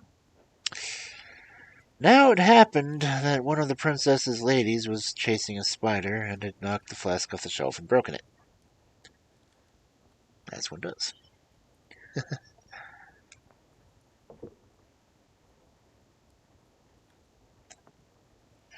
And every drop of the water had been spilt. And not knowing what to do, she had hastily swept away the pieces of crystal, and then remembered that in the king's room she had seen a flask of exactly the same shape, also filled with sparkling water. So, without saying a word, she fetched it and stood it on the queen's shelf. Now, the water in this flask was what was used in the kingdom for getting rid of troublesome people. Instead of having their heads cut off in the usual way, their faces were bathed in this water, and they instantly fell asleep and never woke up anymore. So, when the king's thinking to improve his beauty, he took the flask and sprinkled the water upon his face. He fell asleep. No one could wake him. Little Frisk was the first to hear the news, and he ran to tell Charming, who sent him to beg the princess to forget the poor prisoner. All the palace was in confusion on account of the king's death, but tiny Frisk made his way through the crowd to the princess's side and said, Madam, do not forget poor Charming. Then she remembered all he had done for her, and without saying a word to anyone, went straight to the tower, and with her own hands took off Charming's chains. Then, putting a golden crown upon his head, and the royal mantle upon his shoulders, she said, Come, faithful Charming, I make you king, and will take you for my husband. Charming, once more free and happy, fell at her feet and thanked her for her gracious words. Everyone was delighted that he should be king, and the wedding, which took place at once, was the prettiest that can be imagined, and Prince Charming and Princess Goldilocks lived happily forever after.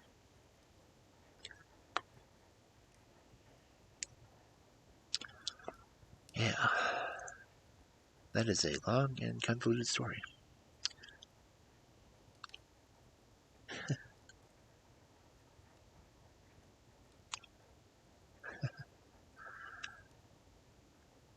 Hey, Plague Chan, welcome in.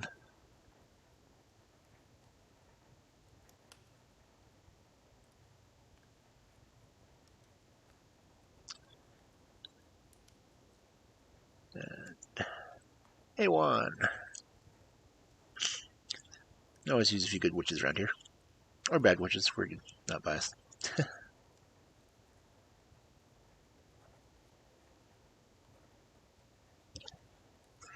Yeah, very long story, but the king killed himself. So, yeah.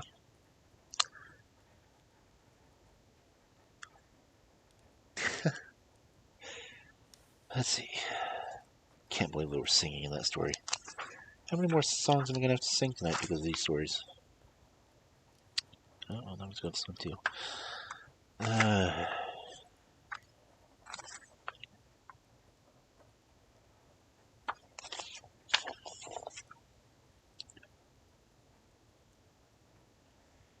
Let's just say it was happily ever after and ended that.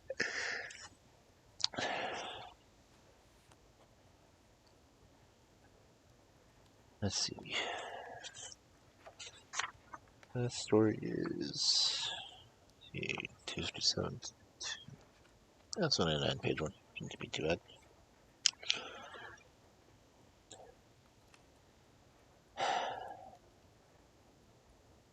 Yeah, this story's gonna be. The names are gonna kill me on this one.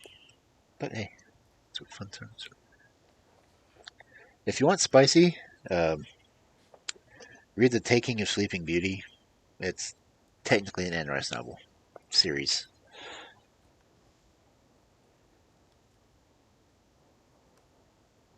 She wrote it under the name Anne Roquette, I think, but yeah. Sleeping Beauty taken different ways. Lit gasp. It's Albert.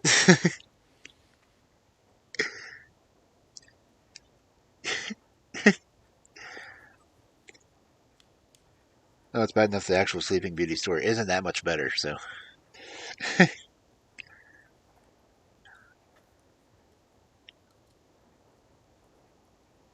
Pretty good.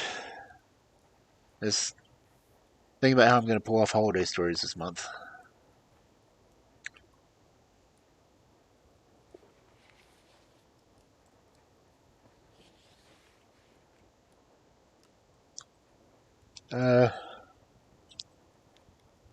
Yeah, random person kissing her. They did more than kissing, considering it was her babies that woke her up.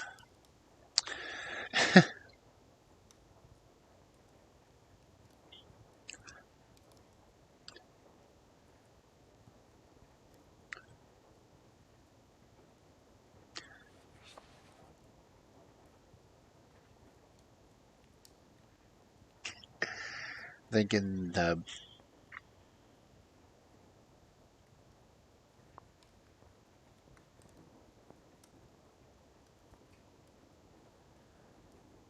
it was one of her babies ended up suckling the splinter out of her finger. That woke her up in one of the versions.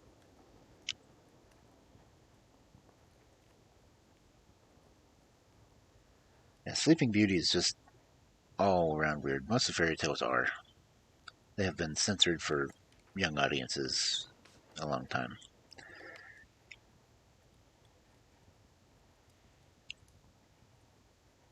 This one looks like it's a little bit more modern. The History of Whittington. I'll read this one, see how it goes. The History of Whittington.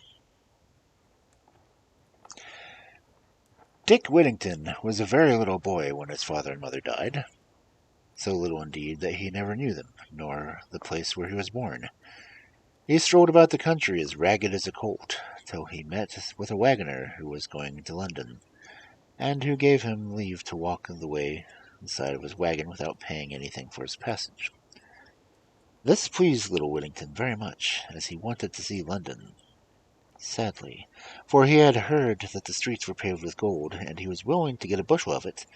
But how great was his disappointment, poor boy, when he saw the streets covered with dirt instead of gold, and found himself in a strange place, without a friend, without food, and without money.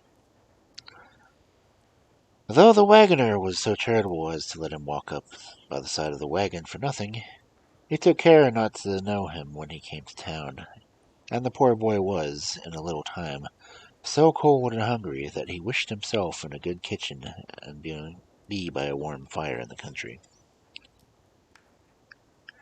In his distress he asked charity of several people, and one of them bid him, "Go and work for an idle rogue." "That I will," said Whittington. "With all my heart I will work for you if you will let me."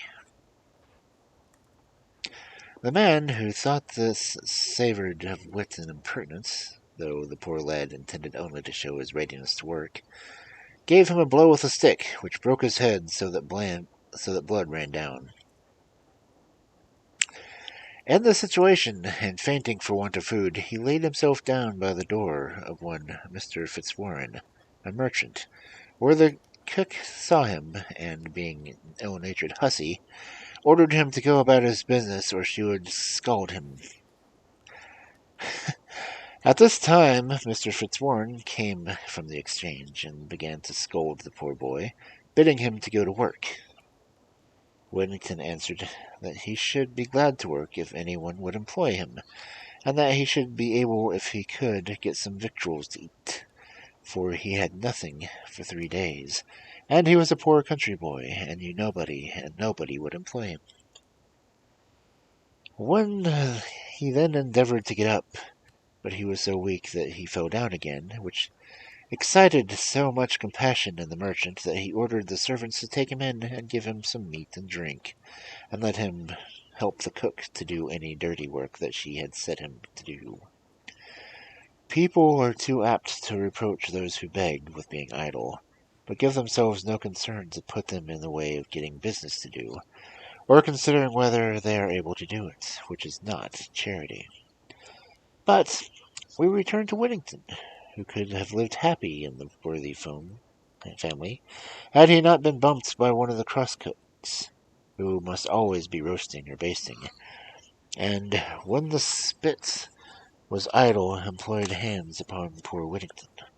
At last Miss Alice, the master's daughter, was informed of it, and then she took compassion on the poor boy, and made the servants treat him kindly. Besides the crossness of the cook, Whittington had another difficulty to get over before he could be happy. He had, by order of his master, a flock bed placed for him in a garret, where there was a number of rats and mice that often ran over the poor boy's nose and disturbed him in his sleep. After some time, however, a gentleman came to the house of his master's, and gave Whittington a penny for brushing his shoes. This he put in his pocket, being determined to lay it out to the best advantage, and the next day, seeing a woman in the street with a cat under her arm, he ran up to know the price of it. The woman, as the cat was a good mouser, asked a deal of money for it, but Whittington telling her that he had but a penny in the world, and that he wanted the cat sadly, she let him have it. This cat Whittington concealed in the garret, for fear she would soon beat out his mortal enemy of the cook, and here she would soon be killed and frightened away the rats and mice, so that the poor boy could now sleep as sound as a top.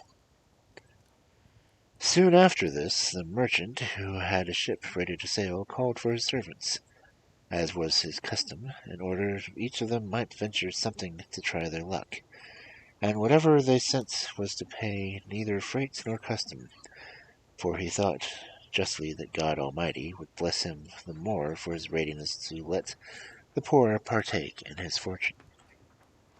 All the servants appeared, but poor Whittington, who, having neither money nor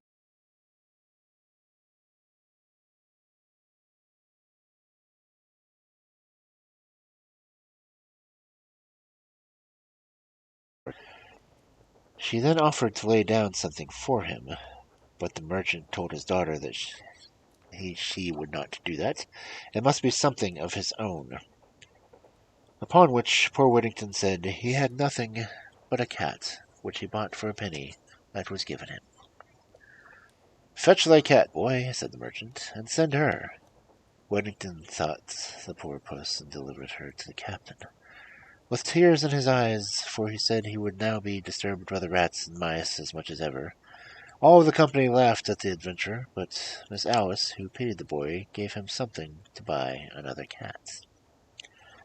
While Puss was beating the billows at sea, poor Whittington was severely beaten at home by his tyrannical mistress, the cook, who used him so cruelly, and gave such game of him for sending his cat to sea, that at last the poor boy determined to run away from this place, and having packed up a few things he had, he set out very early in the morning on All Hallows Day.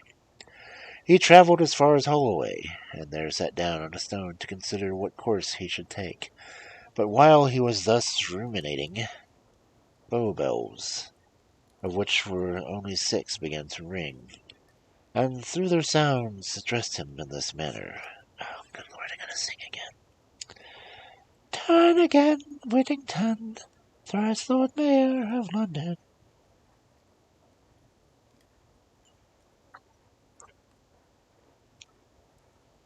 Lord Mayor of London, he said to himself.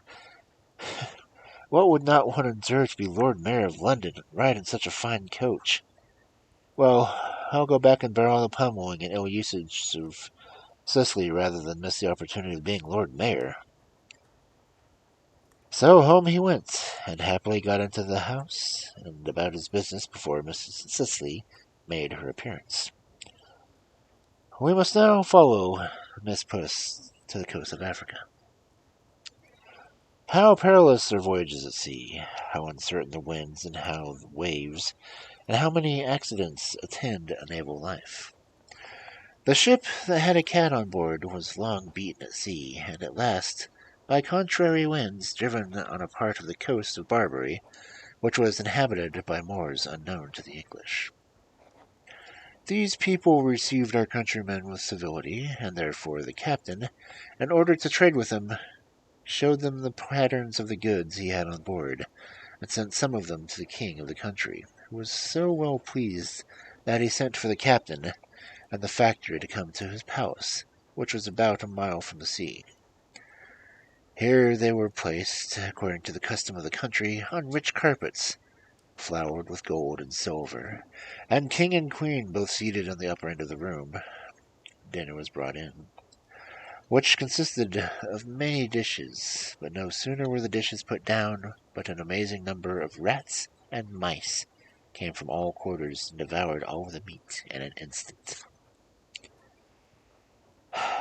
The factor, in surprise, turned around to the nobles and asked if these vermin were not offensive. Oh, yes, said they, very offensive, and the king would give half his treasure to be freed of them, for they not only devour his dinner, as you see, but they assault him in his chamber, and even in bed. He is so plagued with watching them in his sleep, and for fear of them.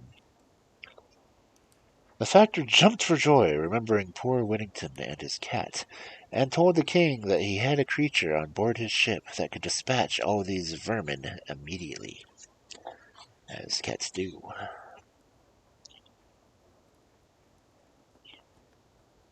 The king's heart heaved so high at the joy which news gave him that his turban dropped off his head. "Bring this creature to me," said he. "The vermin are dreadful in the court, and if she will perform that what you say, I will load your ship with gold and jewels in exchange for her." Spencer Cat. The factor, who knew his business, took this opportunity to set forth the merits of Miss Puss. He told his majesty that it would be inconvenient to part with her, as, when she was gone, the rats and mice might destroy the goods on the ship, but to oblige his majesty he would fetch her. "Run, run," said the queen. "I am impatient to see this dear creature." Away flew the factor, while another dinner was providing, and returned with the cat, just as the rats and mice were devouring that also. He immediately put down Miss Puss, who killed a great number of them. The king rejoiced greatly to see his old enemies destroyed by so small a creature, and the queen was vastly pleased, and desired the cat might be brought near her so that she might look at her. Upon her factor called, "Pussy, pussy, pussy," and she came to him. Then he presented her to the queen, who stared back, and was afraid to touch a creature who had made such havoc among rats and mice. However, when the factor stroked the cat and called, "Pussy, pussy," the queen also touched her and cried, "Putty, putty," for she was not that good in English. Pretty cat.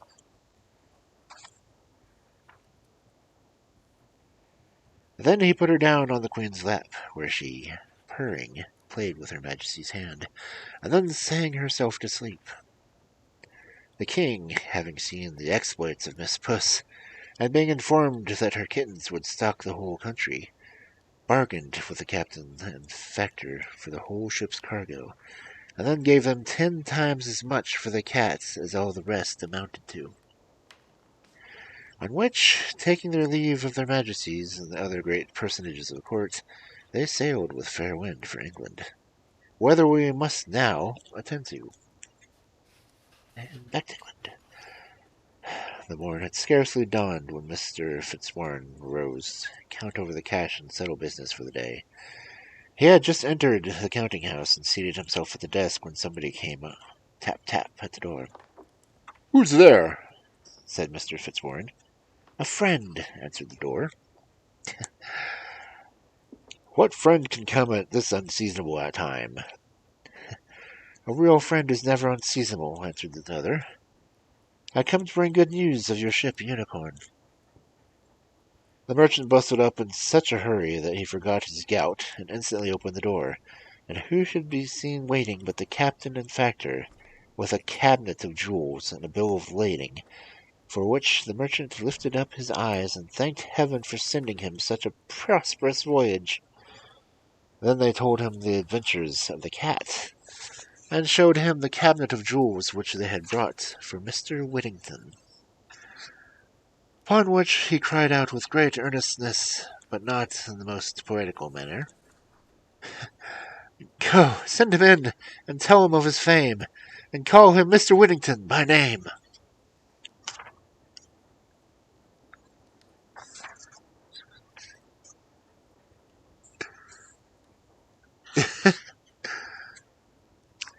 It is not our business to ambivert upon these lines. We are not critics, but historians. It is sufficient for us to say that the words of Mr. Fitzwarren, and though it is beside our purpose to perhaps not in our own power to prove him a good poet, we shall soon convince the reader that he was a good man, which is as much a better character. For when some who are present told him that his treasure was too good for such a poor boy as Whittington, he said, God forbid that I should deprive him of a penny. It is his own, and he shall have it to a farthing. He then ordered Mr. Whittington in, who was at this time cleaning the kitchen, and would have excused himself from going into the counting-house, saying the room was swept and his shoes were dirty and full of hobnails. The merchant, however, made him come in, and ordered a chair to be set for him, upon which, thinking they intended to make sport of him, as had been too often the case in the kitchen, he besought his master not to mock his poor simple fellow, who intended them no harm, but let him go about his business. The merchant, taking him by the hand, said, Indeed, Mr. Whittington, I am earnest with you, and sent for you to congratulate you on your great success. Your cat has procured more money than I am worth in the world, and you may long enjoy it and be happy. Go kitty. At length, be shown the measure, and convinced by them that it all belonged to him, he fell upon his knees and thanked the Almighty for his providential care for such a poor and miserable creature. He then laid all the treasure at his master's feet, who refused to take any part of it, but told him he heartily rejoiced at his prosperity, and hoped the wealth he had acquired would be a comfort to him and make him happy. Then he applied to his mistress, and to his good friend Miss Alice, who refused to take any part of the money, but told him she heartily rejoiced at his good success, and wished him all the imaginable felicity. He then gratified the captain, factor, and the ship's crew for care taken of his cargo. He likewise distributed presents to all the servants of the house, not forgetting even his old enemy the cook, though she little deserved it. After Mr. Fitzwarren advised Mr. Whittington to send for the necessary people and dress himself like a gentleman, and made him the offer of his house to live in till he could provide himself with a better. Now it came to pass when Mr. Whittington's face was washed, his hair curled, and he dressed in a rich suit of clothes, that he turned out a gentle young fellow, And as wealth contributes much to give a man confidence, he in a little time dropped that sheepish behavior which was principally occasioned by a depression of spirits, and soon grew a sprightly and good companion, insomuch that Miss Alice, who had formerly pitied him, now fell in love with him. When her father perceived that they had this good liking for each other, he proposed a match between them, to which both parties cheerfully consented. And the Lord Mayor, Court of Aldermen, Sheriffs, the Company of Stationers, the Royal Academy of the Arts, and a number of eminent merchants attended the ceremony, and were delighted and elegantly treated at the entertainments made for that purpose. Further history relates that they lived very happily, and several children, and died at a good old age. Mr. Whittington served as Sheriff of London, and was 3 times Lord Mayor. In the last year of his mayoralty, he entertained King Henry V and his queen, after his conquest of France, upon which occasion the king, in consideration of Whittington's merits, said, Never had prince such a subject. Which being told to Whittington at the table, he replied, Never had such subject as a king.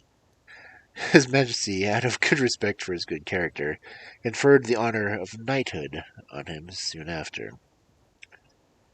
Sir Richard, many years after his death, constantly fed a great number of poor citizens, built a church and a college to it, with a yearly allowance for poor scholars, and near it erected a hospital. He also built new gates for criminals, and gave liberally to St. Bartholomew's Hospital and other public charities. I would honestly like to see that fact checked. Because, why not? Anyway, that gets us roughly to our mark. How to be sussy without being sussy. Oh. And those were some long stories tonight. Oh, man. I think I only read 3? I get 4 or 5 shorter ones in. Let's see, that was...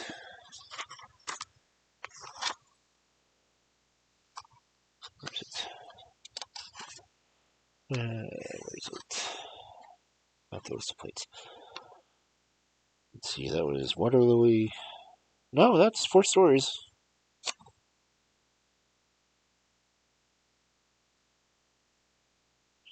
The Waterlily, the Golden Spinners, Terrible Head, Story of Pretty Goldilocks, and the History of Whittington.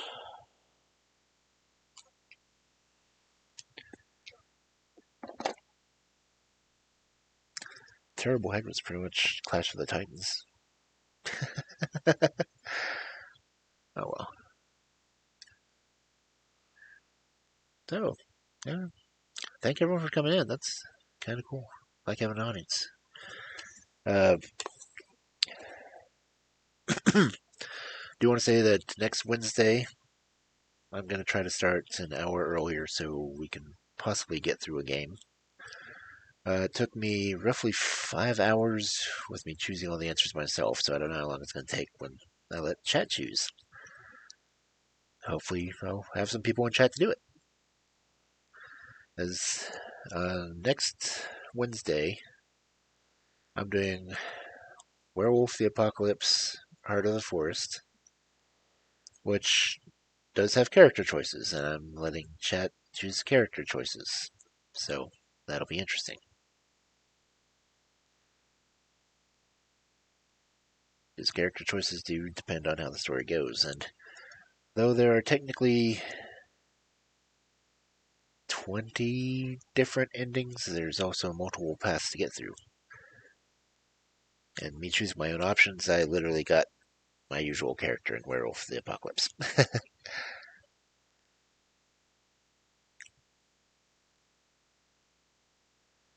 Because that's just apparently how I am. But let's see. Who is on that we can raid?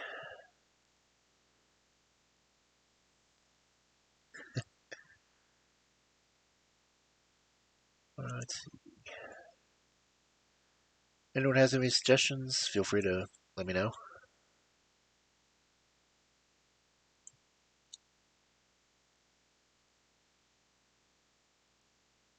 Let's see.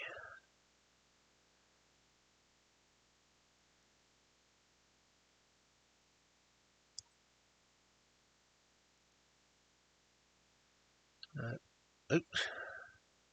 That's not what I wanted. But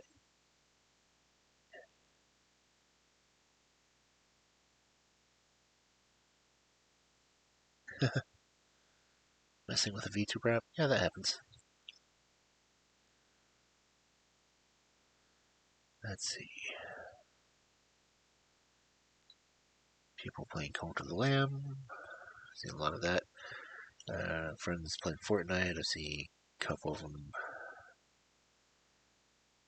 Let's see. Oh, hated my list rearranges while I'm scrolling. It's such a pain.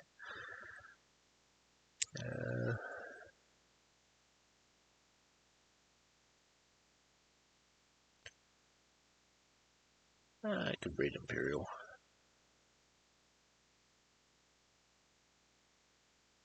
Yeah, I can harass him. Okay.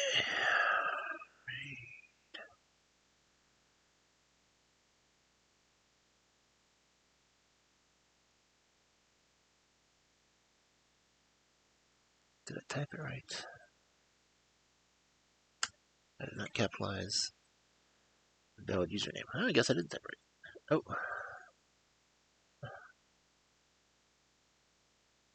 What program is it?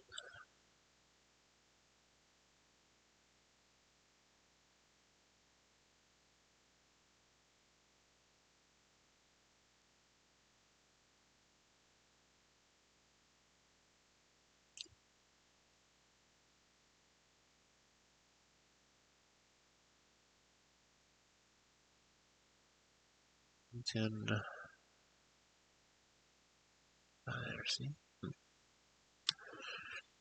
Should be able to post a link. Oh.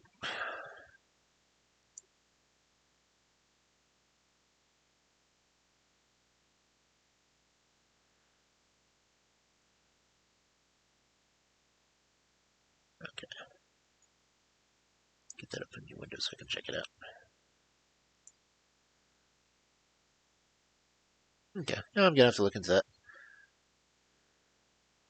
See if this raid's gonna work. This T, is it gonna work? Raid hasn't been created. Yay, it worked. Okay. So yeah, Wednesday, Werewolf the Apocalypse. Thursday, Dracula again. Friday, more fairy tales from this book.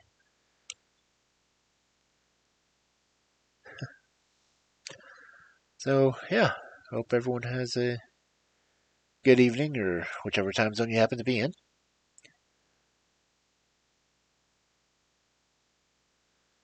And we'll hopefully see you next week. So, have a good night, everyone, or morning, or afternoon, or, well, wherever you are. Time zone. Let's see. There we go.